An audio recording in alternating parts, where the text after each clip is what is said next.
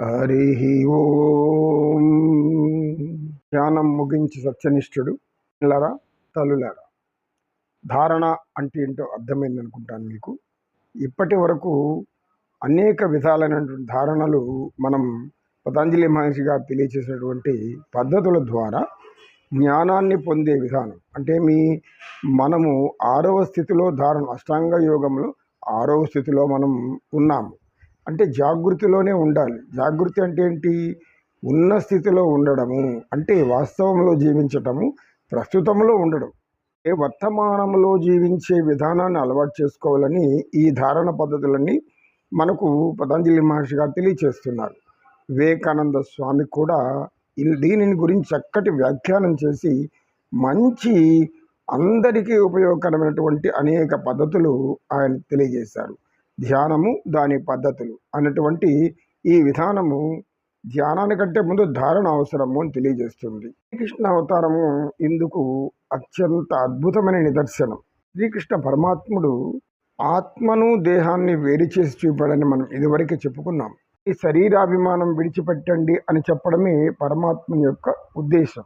తెలిసినప్పటి నుంచి అందరూ మనం సహజంగా ఏమనుకుంటుంటాము? ఈ శరీరం నాది, ఈ కళ్ళు నావి, ఈ చేతులు నావి, అన్నీ కూడా నావే. నావి అనుకుంటున్న నువ్వెవరు అనే ప్రశ్న మనకు ఈ యొక్క భగవద్గీతలో ఉద్బోధిస్తాడు పరమాత్మ. ధారణ చేసిన వారి గురించి ఇదివరకే మనం చెప్పుకున్నాం.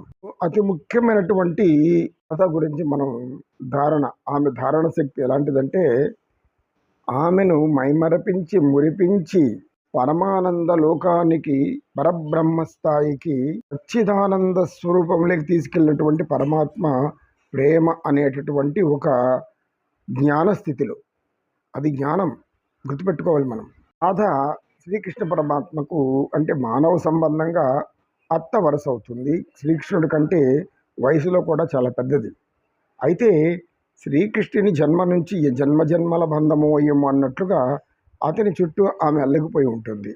భార్యలు ఉన్నా కూడా రుక్మిణి మహాభక్తి పరిగాలు. ఎట్లా అంటే ఆమె సాక్షాత్ శ్రీ మహాలక్ష్మి అవతారం.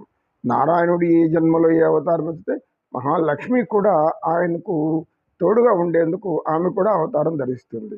రుక్మిణీదేవి అదే అవతారాన్ని ధరించింది. మరి రెండో భార్య అయినటువంటి భూదేవి, ఆమె కూడా సత్యభామగా జన్మించింది. ఇది మనకు పురాణాలు తెలియజేస్తున్నటువంటి విశేషణం.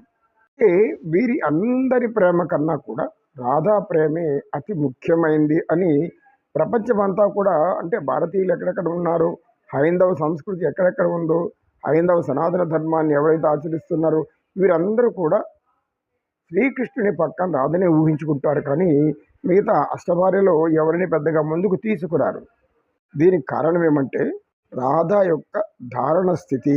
ఇది మనం బాగా గ్రహించాలి. ధారణం ఆమె ధరించింది. ఏం ధరించింది? శ్రీకృష్ణ నామాన్ని ధరించింది, శ్రీకృష్ణుని ప్రేమను ధరించింది, శ్రీకృష్ణుని ఆత్మను ధరించింది, శ్రీకృష్ణులో పరమాత్మ తత్వాన్ని కూడా దర్శించింది.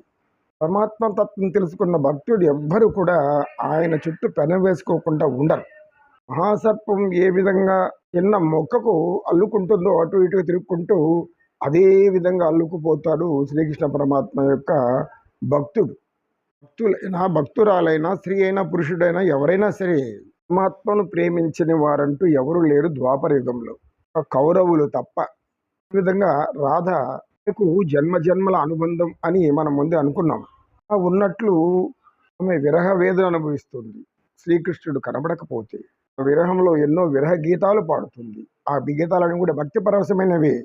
చూడలేక నేను మనదైన కృష్ణ, నేను జీవించలేనయ్యా, నీ సాహచర్యం నాకు యమునా నది తీరంలో రా, నేను ఇక్కడ ఉంటాను, నీకోసం వేచి ఉంటాను, ఎంతకాలమన్నా వేచి ఉంటాను, రావయ్యా రా, నేను చూడందే నా కనులు ఉండలేను, నా కనుల నిండా నీరు కమ్ముకుంటుంది తప్పితే నీవు కనబడితే అయ్యంతా కూడా మాయమవుతుంది. నా హృదయం వేదనతో నిండిపోయి పరితపిస్తూ ఉంది నీ దర్శనానికి.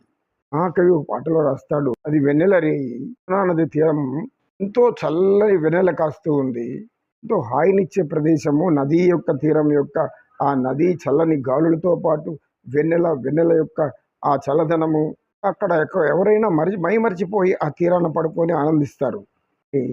ఒక్క రాధకు మాత్రం అటువంటి నిద్ర రాలేదంట, కళ్ళు అటువంటి మైకం రాలేదంట.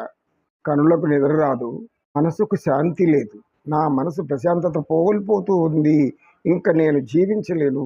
అలాంటి అశాంతిలోకి వెళ్ళిపోతున్నాను. నా మనశ్శాంతి లేదు. నిన్ను చూడక నేను ఉండలేను కృష్ణ అనేక విధాలుగా ఆలాపన చేస్తుంది. అన్నీ వదిలేసి ఈ ప్రకృతి దృశ్యాలు, ప్రకృతి రమణీయత అంతా విడిచిపెట్టి ఆమె మదిలో వేదన ఒకటే మిగిలి ఉండాలి.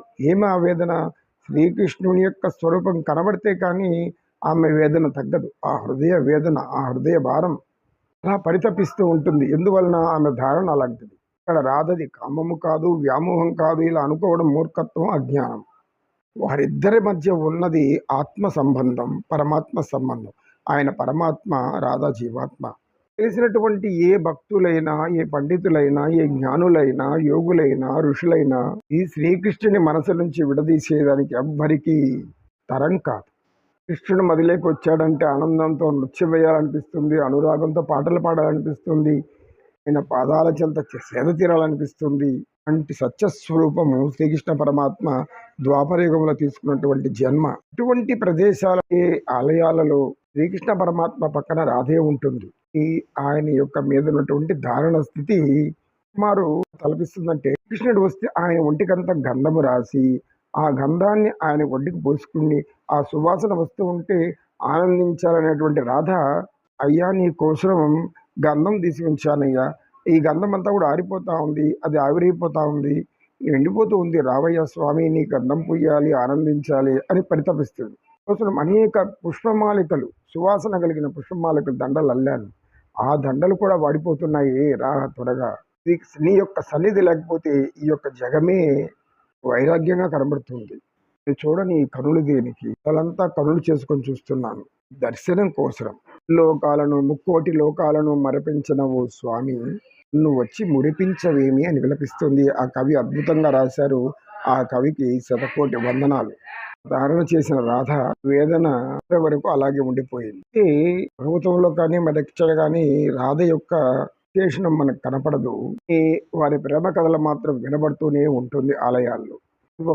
ప్రతి ఒక్క భక్తుడు కూడా, భక్తురాలు కూడా నేనే రాధ అని వాళ్ళు అనుకొని భావించి అతనితో ఆనందిస్తుంటారు. ఆత్మానందం, ఆత్మానందము, పరమాత్మానందము, నేనే సచ్చిదానందం అంటారు. ఇది సత్యనిష్ఠుడు తెలియచేసి ఇంత గొప్ప ధారణ స్థితిని మనం పొందవచ్చు.